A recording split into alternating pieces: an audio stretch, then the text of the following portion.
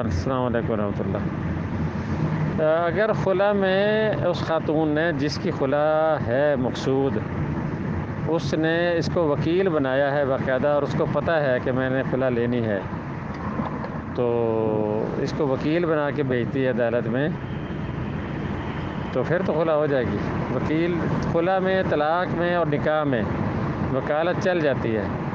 کوئی کسی کی جگہ پہ وکالت کر سکتا ہے، لڑکی کی طرف سے بھی کوئی وکیل بن سکتا ہے، لڑکے کی طرف سے وکیل بن سکتا ہے۔ نکاح، خلا اور طلاق ہر ایک میں وکیل بنانے کے لیے ضروری ہے کہ جس نے وکیل بنایا اس کو پتہ تو ہو میرا وکیل ہے یہ، آگے عدالت کو بھی پتہ ہو کہ یہ اس کی وکالت کرنے کے لیے آئی ہے، اس کی طرف سے وہ خود معذور ہے یا جا نہیں سکتی یا کوئی ایشو ہے، کوئی جینوئن ایشو ہو، تو پھر تو ہو جائے گی۔ ایسے جھوٹ بول کے تو نہیں ہوگی نا، اگر جعل سازی ہے اور جھوٹ ہے پھر اس سے تو خلا واقعی نہیں ہونی۔ ٹھیک ہے، السلام علیکم ورحمۃ اللہ۔